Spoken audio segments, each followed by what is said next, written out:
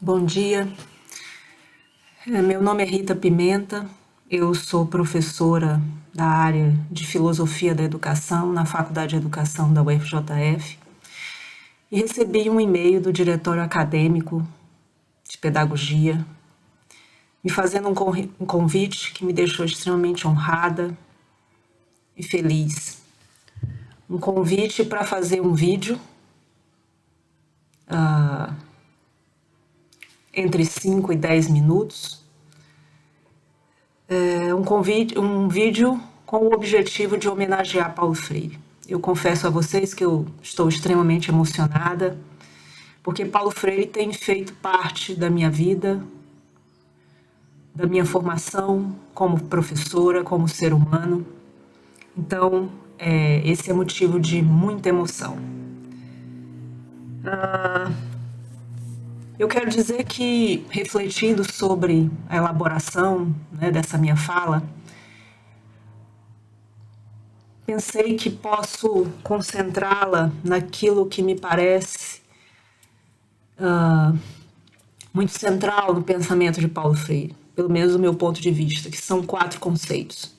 O conceito de democracia, de eticidade, de liberdade, de revolução. Não necessariamente nessa ordem. Bem, Paulo Freire me ensinou e continua me ensinando que devo fazer a opção ou algumas opções. Uma dessas opções é por uma filosofia da educação, que se realiza tendo em vista uma função social neste mundo. E também uma opção por uma pedagogia libertadora, uma filosofia da educação e uma pedagogia que com ele, Paulo Freire, reconhecem, e agora eu passo a citar, que a existência humana é porque se faz perguntando. Uma mesma filosofia da educação, essa filosofia da educação e pedagogia, que com Paulo Freire, de modo lúcido, contundente, radical, porque vai às raízes dos problemas, afirmam com toda a força o seguinte: não posso virar conivente de uma ordem perversa e responsabilizando-a por sua malvadez. Ao atribuir a forças cegas e imponderáveis os danos por elas causadas aos seres humanos. A fome frente a frente à abastança e o desemprego no mundo são imoralidades e não fatalidades, como o reacionarismo apregoa com ares de quem sofre por nada poder fazer. O que quero repetir, diz Paulo Freire, com força, é que nada justifica a minimização dos seres humanos. No caso das maiorias compostas de minorias, que não perceberam ainda que juntas seriam a maioria. Nada, o avanço da ciência e ou da tecnologia, pode legitimar uma ordem desordeira, em que só as minorias do poder esbanjam e gozam, enquanto as maiorias em dificuldades até para sobreviver, se diz que a realidade é assim mesmo, que sua fome é uma fatalidade do fim do século. Não junto a minha voz, continua Paulo Freire, a dos que falando em paz pedem aos oprimidos, aos esfarrapados do mundo, a sua resignação. Minha voz tem outra semântica, tem outra música.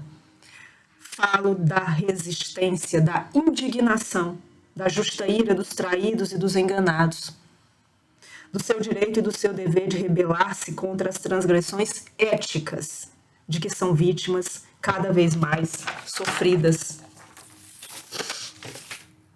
Com Paulo Freire, com a sua filosofia, ou Paulo Freire, a sua filosofia da educação e a sua pedagogia defendem uma democracia e uma eticidade e uma educação, e volto a citar, que entendem o seguinte: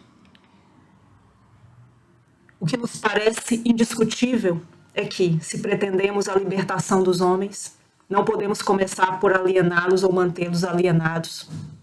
A libertação autêntica, que é a humanização em processo, não é uma coisa que se deposita nos homens. Não é uma palavra mais oca, mitificante. É praxis, que implica na ação e na reflexão dos homens sobre o mundo para transformá-los. Tenho aprendido e procuro ensinar todos os dias, e uma das minhas lutas tem sido esta, né? Que com Paulo Freire é preciso entender que a arrogância que nega a generosidade nega também a humildade, que não é virtude dos que ofendem, nem tampouco dos que se regozijam com sua humilhação. O clima de respeito que nasce de relações justas, sérias, humildes, generosas, em que a autoridade docente e as liberdades dos alunos se assumem eticamente, autentica o caráter formador do espaço pedagógico. Aprendi com Paulo Freire, tenho aprendido e tenho procurado ensinar que a autoridade coerentemente democrática está convicta de que a disciplina verdadeira não existe na estagnação, no silêncio dos silenciados, mas no alvoroço dos inquietos, na dúvida que instiga, na esperança que desperta. Aprendi, tenho aprendido com Paulo Freire, tenho procurado ensinar que a autoridade coerentemente democrática, mas ainda que reconhece a eticidade de nossa presença, a das mulheres e dos homens no mundo, reconhece também necessariamente que não se vive a eticidade sem liberdade. E não se tem liberdade sem risco. O educando que exercita sua liberdade ficará tão mais livre quanto mais eticamente vá assumindo a responsabilidade de suas ações. Tenho aprendido e tenho procurado ensinar com Paulo Freire que o papel da autoridade democrática não é transformando a existência humana num calendário escolar tradicional, marcar as lições de vida para as liberdades, mas, mesmo quando tem um conteúdo programático a propor, deixar claro com o seu testemunho que o fundamental no aprendizado do conteúdo é a construção da responsabilidade, da liberdade que se assume. Com Paulo Freire, com a sua filosofia da educação, com a sua pedagogia, aprendi a lutar por uma educação revolucionária. Essa educação revolucionária nos faz ver, por exemplo, que o silêncio da sociedade objeto em relação à sociedade dirigente repete-se nas relações que se estabelecem no seio da mesma sociedade objeto. Suas elites no poder, silenciosas frente à metrópole, fazem calar por sua vez ao povo. E somente quando o povo de uma sociedade dependente rompe a cultura do silêncio e conquista o direito da palavra, ou melhor, quando as mudanças radicais de estrutura transformam a sociedade dependente, é quando uma tal sociedade, em seu conjunto, pode deixar de ser silenciosa em relação à sociedade dirigente. Essas são algumas das ideias freirianas que esse tempo curto desse vídeo me permitem relembrar.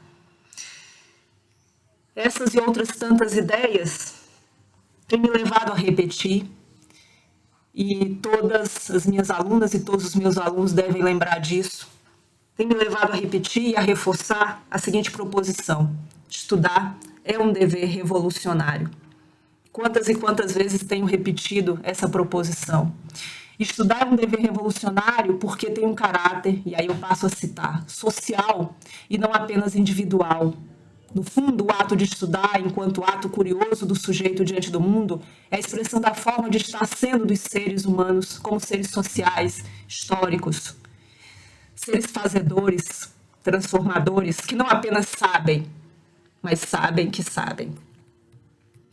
Estudar é um dever revolucionário, e tenho repetido isso ao longo da minha trajetória, porque nos põe no esforço de pensar e fazer seguir e surgir, melhor dizendo, uma sociedade nova, sem explorados nem exploradores.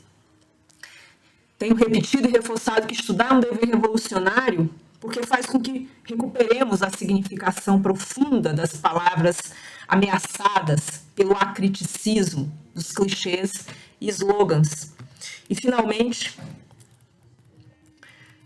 esse tempo que tenho repetido que estudar é um dever revolucionário porque nos ensina que a educação das crianças, dos jovens e dos adultos tem uma importância muito grande na formação do homem novo e da mulher nova. Ela tem de ser uma educação nova também, porque estamos procurando por uma prática de acordo com as nossas possibilidades, uma educação completamente diferente da educação colonial, uma educação pelo trabalho que estimule a colaboração e não a competição, uma educação que dê valor